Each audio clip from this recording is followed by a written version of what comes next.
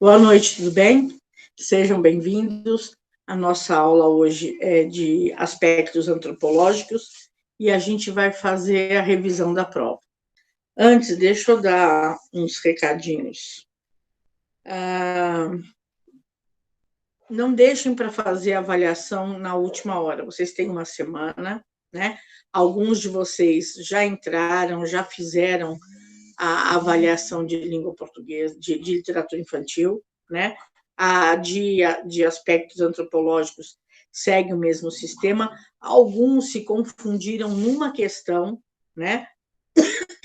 A gente vai ter uma questão do mesmo estilo agora, então eu vou explicar a prova de novo, prestem atenção, porque eu tenho certeza que foi um erro de saber fazer a prova, né? de entender como era para fazer a questão, não foi um erro de conhecimento, né? Eu tenho certeza que vocês sabiam fazer aquilo, então prestem atenção, que eu vou explicar agora essa prova. Outra coisa que é importante, a hora que vocês fazem a prova, ela vem para mim, ela não fica nenhum registro que vocês fizeram a prova, né? Ela não fica no Classroom, não fica no formulário. Se você abre o formulário de novo, ele vai abrir em branco. Não precisa se preocupar, é assim mesmo. Ele vem para mim, para uma planilha, né, com as respostas. Eu estou corrigindo e enviando para vocês lá na página do Classroom. Vou mostrar para vocês aonde que aparece para mim. Ó, vou pegar o de atividade do Classroom. Eu pus aqui, ó, a avaliação, vocês vão entrar, esse aqui é de literatura infantil. Então, a avaliação do dia 3/8, vocês vão clicar, para mim aparece assim, tá? Para mim vai aparecer assim. Aqui aparecem os trabalhos entregues, quantos foram atribuídos e quantos eu já dei nota. Vocês não vão ter que entregar nada, aqui vai continuar 0. Eu vou corrigir a nota lá, aí eu venho para cá, vamos supor, a Adriana fez a prova. Então, eu venho aqui, vou colocar a nota dela aqui, vou devolver para ela, e aí ela vai conseguir visualizar a prova. Então, quem já fez a prova já pode acessar, porque a nota já está aqui no Classroom, tá? Que, por acaso, eu estou bastante satisfeita com o trabalho com as provas que eu recebi de vocês até agora, né? Quem fez a prova até agora está arrasando, né? Vocês foram muito bem. Eu espero que seja um misto de que vocês conseguiram entender a matéria e de que a prova não estava tão difícil assim. Então, que deu para localizar as informações, deu para fazer sem muita preocupação, sem muito desespero. A minha ideia era trabalhar com vocês o que a gente viu durante o semestre, tá? Então, eu vou mostrar a prova de vocês agora de aspectos antropológicos, vou explicar e depois vou fazer uma revisão com vocês, como a gente fez na aula passada. Eu quero pedir já desculpas, porque segunda-feira a aula não gravou, deu erro na gravação e eu não percebi, né? Agora eu estou atenta, está gravando bonitinho, eu vou disponibilizar para vocês a gravação, porque aí quem não puder assistir na hora tem a disponibilidade para assistir depois, ok? Então eu vou mostrar para vocês a prova de vocês de aspectos. Quando vocês abrem, ela vem aqui, né, nesse formato. Não esqueçam de clicar aqui e escolher o nome de vocês, tá? Eu vou pegar, como eu fiz da outra vez, o da Mariana de exemplo, né? A primeira pergunta é uma pergunta aberta, né, dissertativa, então vocês vão digitar a resposta aqui, bem simples, vocês responderam essa questão, a gente discutiu ela 1 milhão de vezes, né? Na sociedade medieval, a criança não era percebida diferente do adulto. Comente essa frase. a gente já discutiu, mas a gente vai ver na revisão agora também.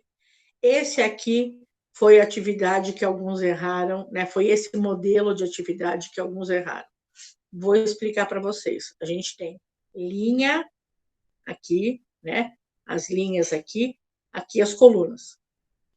Cada coluna corresponde a uma linha só. Então, eu não posso ter aqui duas respostas na mesma coluna e eu não posso ter duas respostas na mesma linha. Então, prestem atenção. Vou mostrar o primeiro. A gente quer saber do Comênios. Qual foi a frase que o Comênios falou? Eu não vou responder de forma correta. Estou respondendo aleatório. Então, Comênios trabalhava a educação metodicamente ordenada para os sentidos. Então, eu clico aqui. Jean-Jacques Rousseau, ele fala que a criança não podia ser entendido como um adulto em miniatura. Eu vou clicar aqui. Johann Heinrich Pestalozzi, eu vou olhar a construção do conhecimento através da observação e da ação. Então, eu clico aqui. Eu tenho uma resposta nessa linha, uma resposta nessa linha, uma resposta nessa linha e uma resposta em cada coluna. Né? Prestem atenção que não é esse na primeira, esse na segunda e esse na terceira automaticamente. Tomem cuidado, porque alguns se embananaram nisso, tá? Aqui ele explica o porquê do Froebel ter colocado kindergarten como a escola de jardim da infância, né? O porquê disso.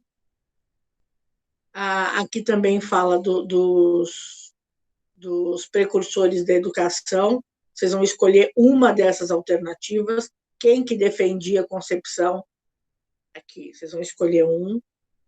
Cite um ponto, né, de cada um que você considera mais relevante nas teorias de Piaget e Vygotsky. Então, você vai colocar assim, Piaget e a teoria, o ponto da teoria dele que você acha mais interessante. E aí você vai pôr Vygotsky, que é assim, né, vamos lá, Piaget, e vai escrever o que você quiser aqui.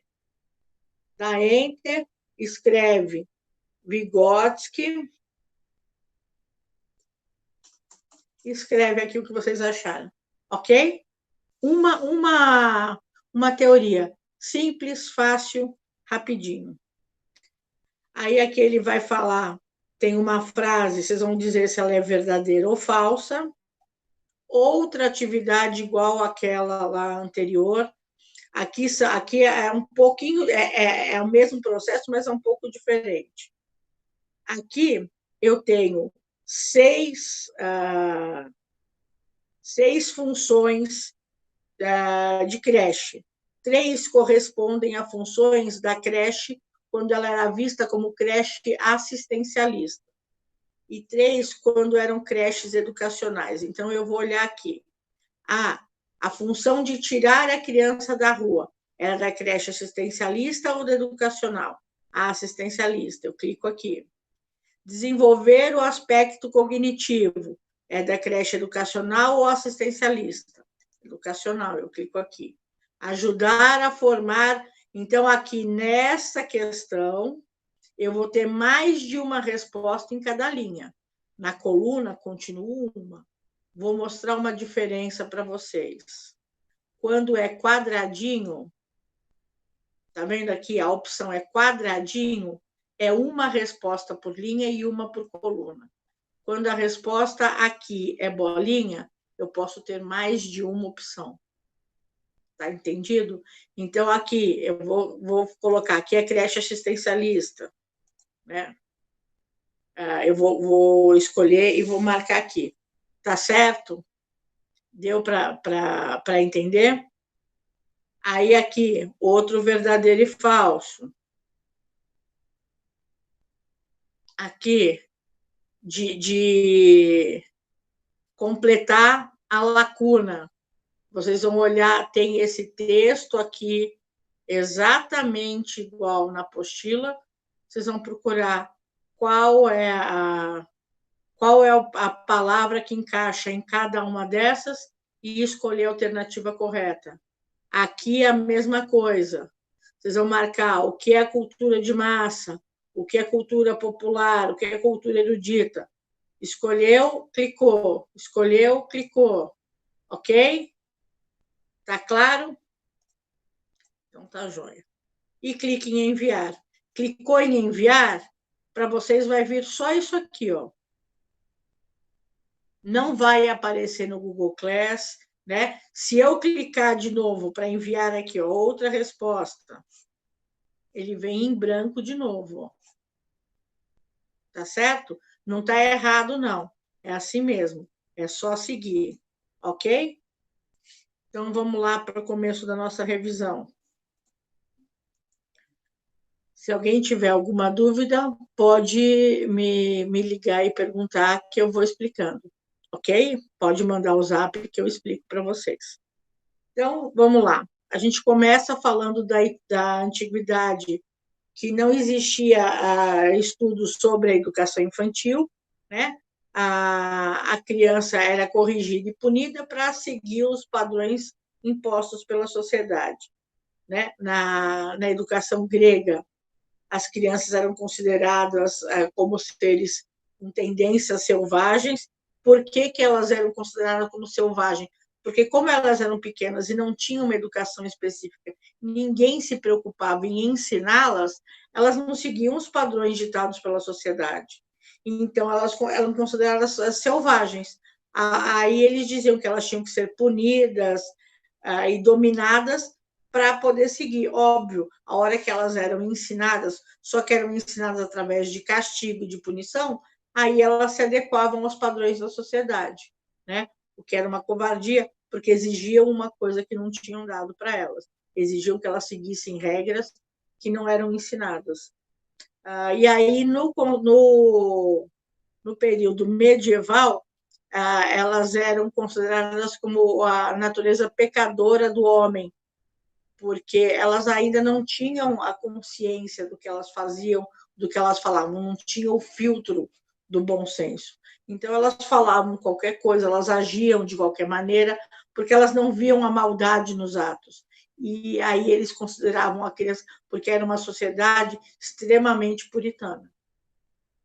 Aí, nessa época, começa a se formar uma tendência da criança. Só que a gente ainda tem que lembrar que, na época medieval, né, o que a gente já discutiu, que a criança não era vista diferente do adulto, né? Ela tinha que se comportar como adulto, ela tinha que seguir as mesmas regras, porque não existia nada específico para elas, né? Elas se comportavam como adulto porque era assim que elas eram treinadas e condicionadas a fazer, tá?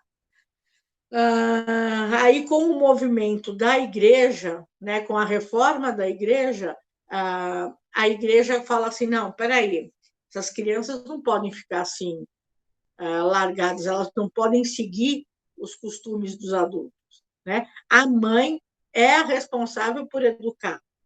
E aí é que começa a se criar essa história do amor materno, né? Da mãe ser a responsável pela criação dos filhos. Porque até então, se a família era rica, né, se ela tinha dinheiro, tinham babás ou empregados que cuidavam das crianças.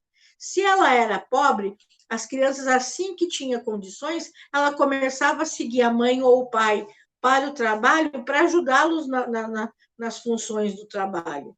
Então, não existia essa coisa de que a mãe cuida ou o pai cuida, não. Né? Isso vem com a reforma da igreja. Aí a gente entra nos precursores da educação, né? A gente já viu, eu não vou falar sobre eles, porque a gente já discutiu bastante, mas é só para lembrar Comênios, que foi o fundador da didática moderna, Jean Rousseau, que falava da interesse da criança, que começa a chamar atenção para a criança, né, como um indivíduo e não um adulto em miniatura. O Pestalozzi, que começa a trabalhar sobre a educação voltada para os sentidos, né, que tinha que se desenvolver o ensino tinha que se desenvolver através do desenvolvimento dos alunos.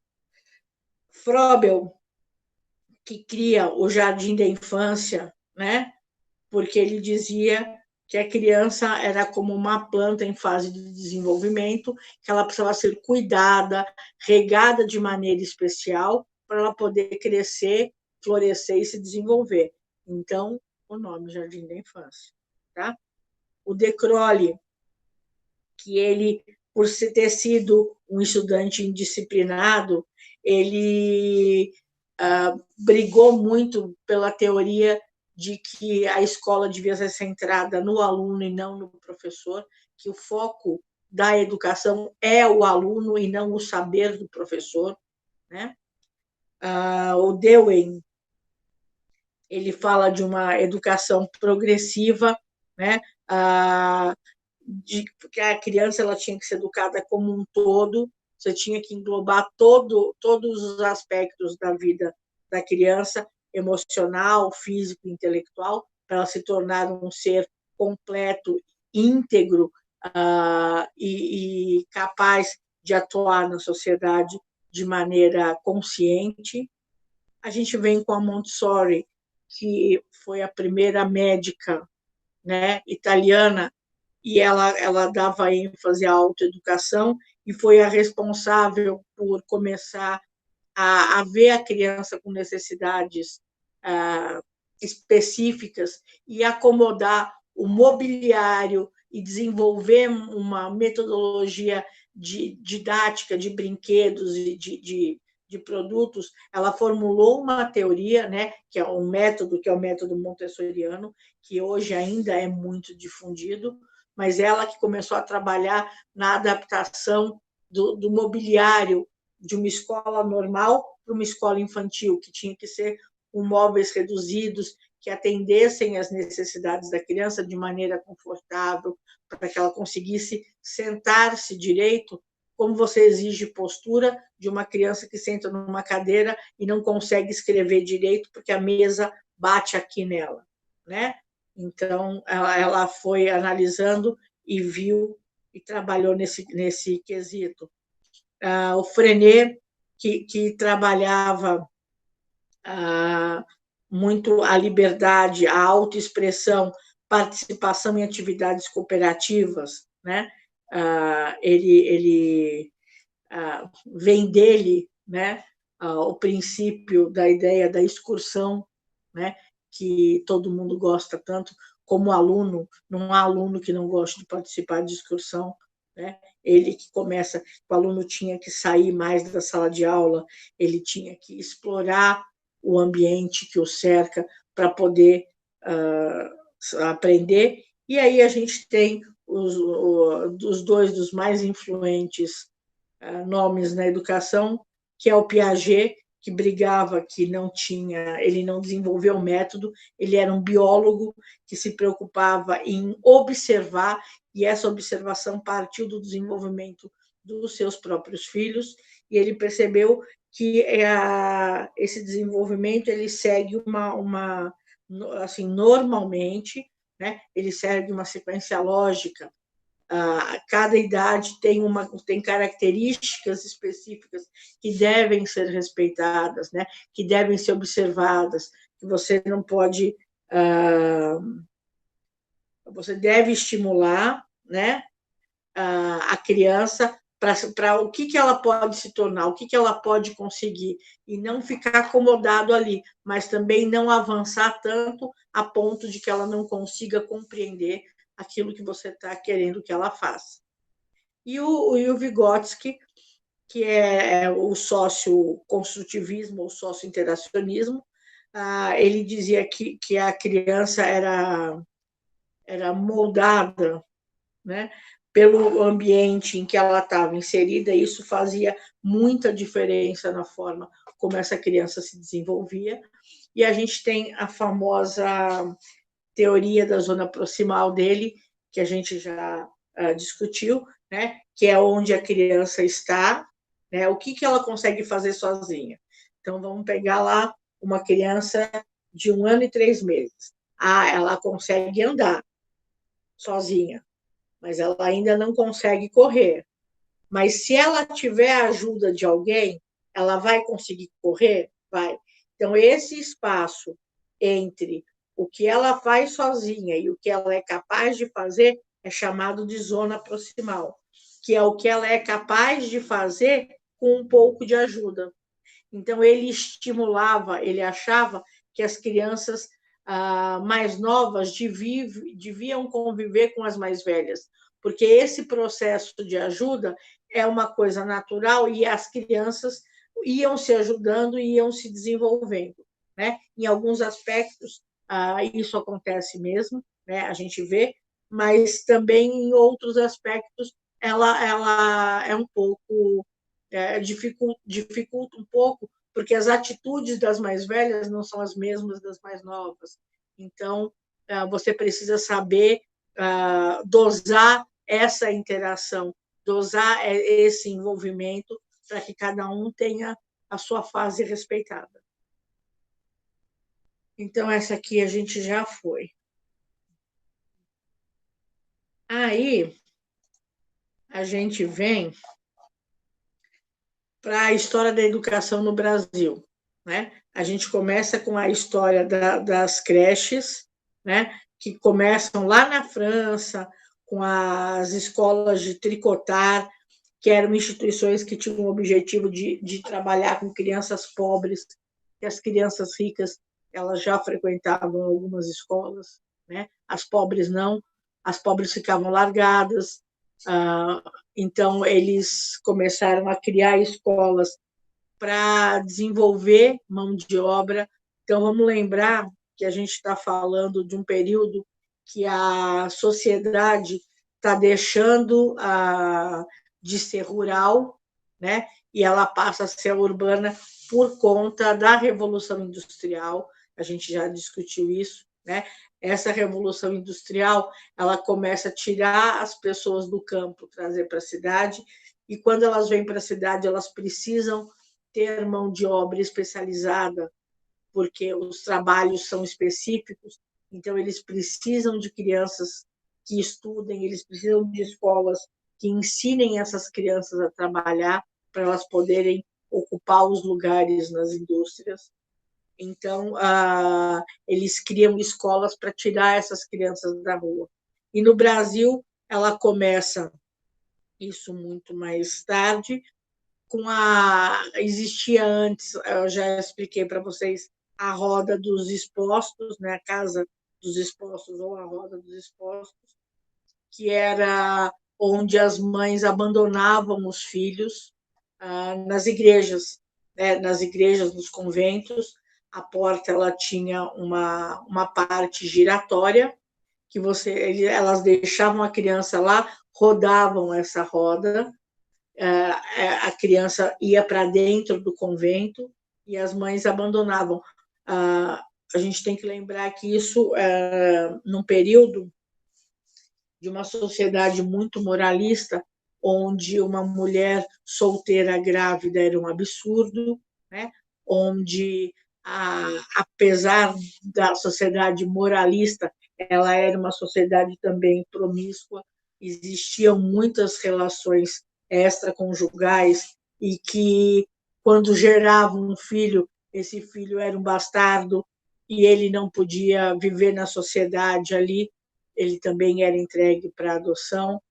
Nós tínhamos, na época da escravidão, os senhores de engenho abusando das escravas, tendo filhos com elas, são os mestiços, né? E que também não eram aceitos, não eram considerados como filhos do patrão, do senhor, e essas crianças muitas vezes eram abandonadas porque a família do senhor de engenho não aceitava. Então, era um período que já existia muita exclusão social, né? E aí começam as creches, elas começam a ser vistas primeiro como um aperfeiçoamento dessa casa dos expostos, que recebiam as crianças abandonadas, né? Mas a gente também tem que lembrar que é uma sociedade que não prezava pelo saneamento básico, não existia saneamento, a higiene era muito precária, então a mortalidade infantil era muito grande. E, com isso, as escolas elas passam a ter uma visão mais assistencialista. Tanto que os responsáveis pelas creches eram médicos, eram os higienistas, né? Não eram educadores, porque as creches tiravam as crianças da rua, né? Ou, um pouco mais para frente, as mães que precisavam trabalhar, né? Deixavam as crianças lá para elas não ficarem sozinhas na rua, e essas crianças ficavam nessas creches lá só para serem cuidadas, né? Elas iam lá só para serem cuidadas. Então, era para tirar a criança da rua, para cuidar da alimentação, cuidar da higiene, não tinha nenhuma preocupação educacional. Por isso o estigma do nome creche ainda hoje, né? Porque para muitos a creche é o lugar de criança pobre que não aprende nada. E a gente sabe, principalmente aqui no nosso município, né? Nos municípios aqui ao nosso redor, a gente sabe que as creches desenvolvem trabalhos fantásticos com as crianças. Elas têm uma função educativa bastante grande, mas isso foi a partir de muita luta, de muita batalha para se convencerem que a educação infantil é o primeiro estágio da formação educacional da criança. É nesse momento, na educação infantil, que a criança adquire as ferramentas necessárias para o processo de alfabetização, para o processo de letramento e de desenvolvimento das operações matemáticas, enfim. É nesse período, é quando a criança ela desenvolve coordenação motora, né, a oralidade, o raciocínio lógico, consegue compreender conceitos de perto, longe, grande, pequeno, maior, menor, trabalha a coordenação motora fina. Eu já até expliquei para vocês, quando a criança tem a coordenação motora fina bem desenvolvida, né? Ela brincou, ela tem a mobilidade, então ela sabe pintar, ela sabe desenhar, porque ela pintou, ela rabiscou, ela recortou. A hora que você vai ensinar uma letra do alfabeto, o desenho da letra não é o problema para ela, porque ela já tem essa prontidão já estabelecida. Então, a maior parte da atenção dela fica em memorizar a figura e o som dessa figura. Ela não precisa gastar a atenção dela no desenho da letra, porque isso ela copia fácil. Então, o processo de alfabetização é muito mais bem sucedido quando a criança tem uma pré-escola, uma creche, uma pré-escola bem feitas, né? E é o que a gente tem visto, né? É o que a gente tem acompanhado. Crianças que frequentam as creches e as pré-escolas têm menos dificuldade no processo de alfabetização. Óbvio que o nosso sistema de alfabetização ainda está longe de ser eficiente, né? A gente ainda encontra muitas crianças tropeçando por aí no processo de alfabetização, e que não deveria acontecer.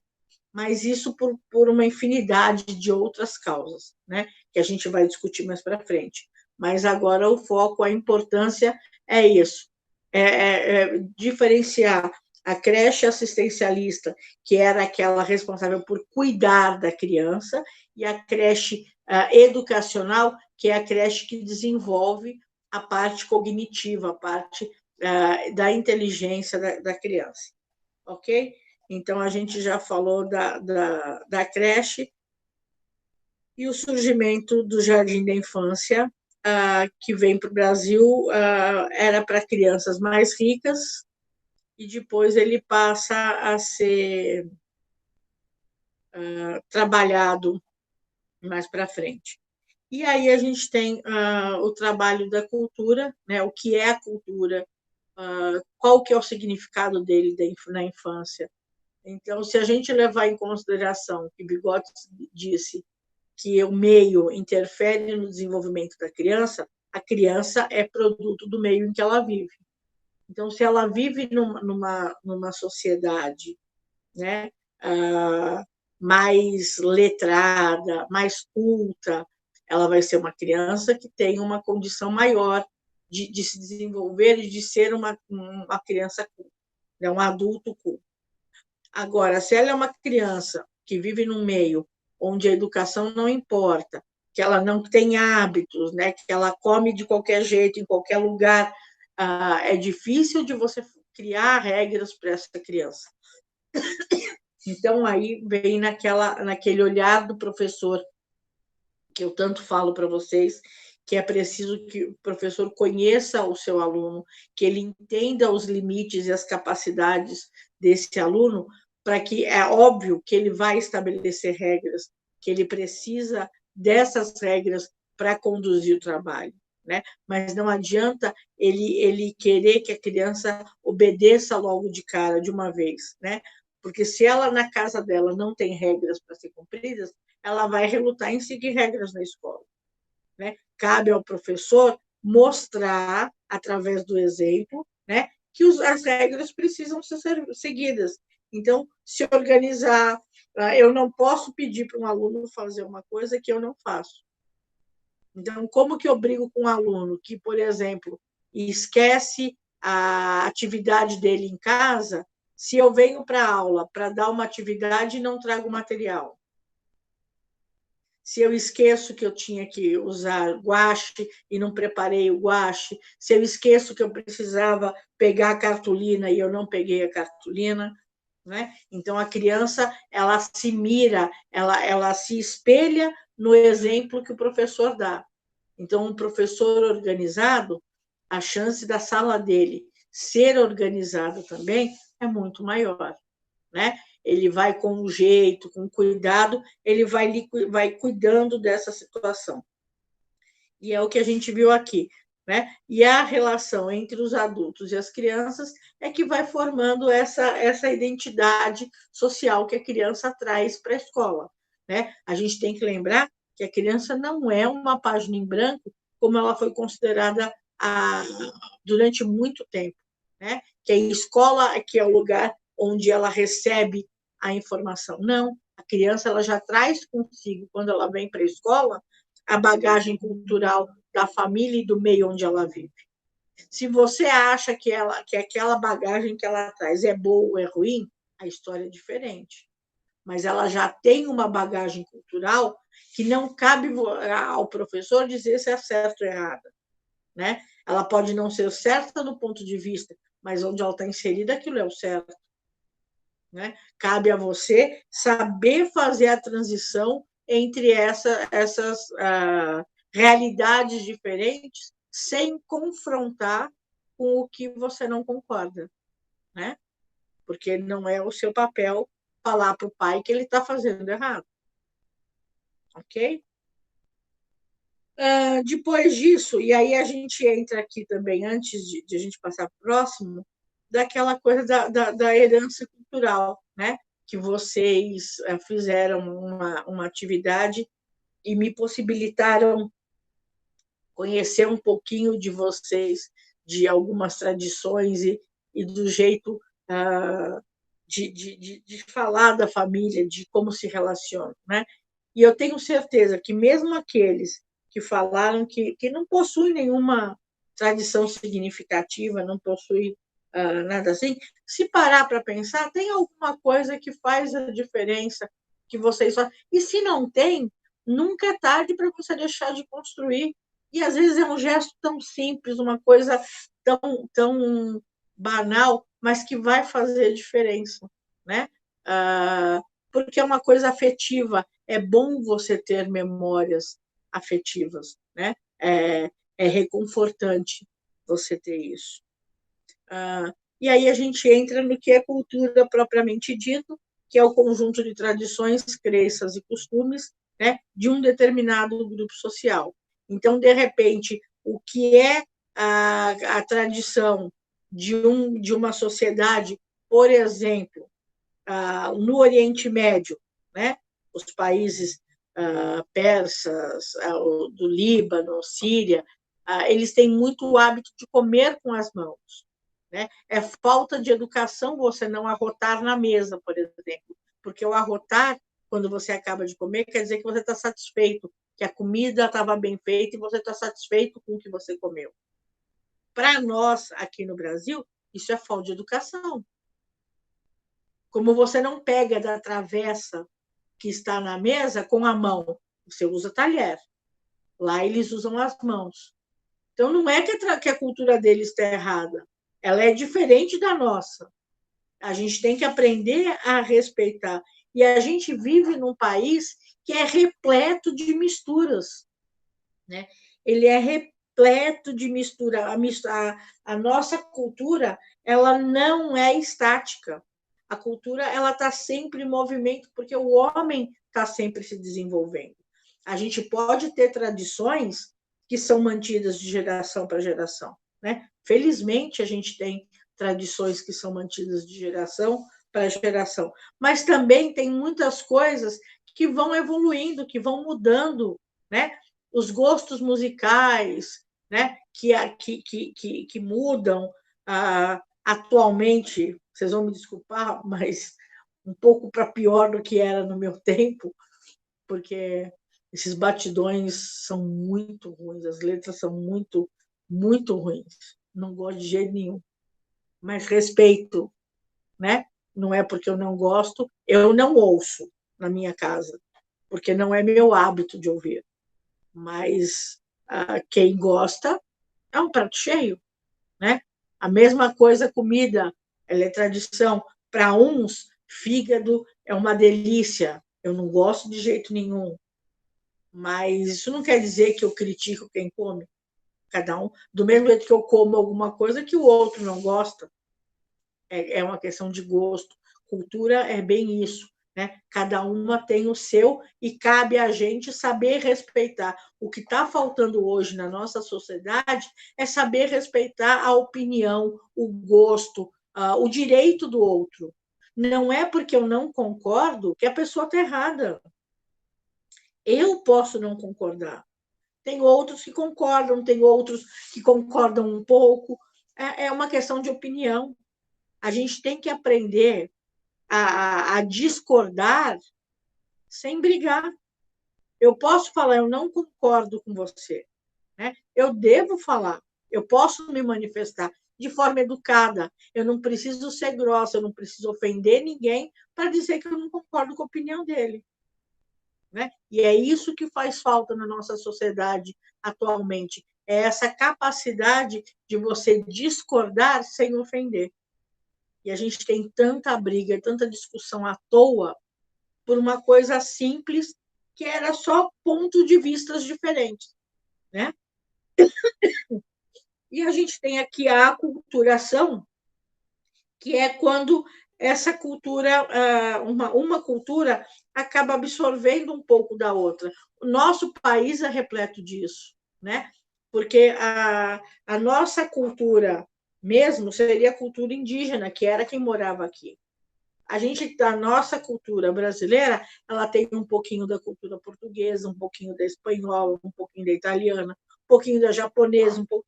Em cada lugar a gente tem um pouco um tipo de cultura, uma visão de cultura. O Brasil é um país multicultural, porque são muitas culturas aqui dentro, né? E aí a gente vem com os tipos de cultura. O que é cultura de massa? É aquele conjunto de ideias e valores que eles não se preocupam com a regionalidade, né? Eles querem difundir aquela ideia para o maior número de pessoas. Então, o trabalho que vocês fizeram foi ótimo. Tem as novelas, tem as redes sociais, né? Que fazem parte da cultura de massa. A televisão, em geral, os programas de televisão, em geral, as redes sociais, em geral, fazem parte dessa cultura de massa. A cultura erudita, ela é um pouco diferente do contrário da cultura de massa, ela precisa de um estudo, ela é adquirida, né, ou por muito estudo e treino, no caso de um instrumento musical, por exemplo, de pintura, de escultura. Você pode ter o dom para desenhar, mas você aperfeiçoa, você treina, você investe naquilo para ser desenvolvido.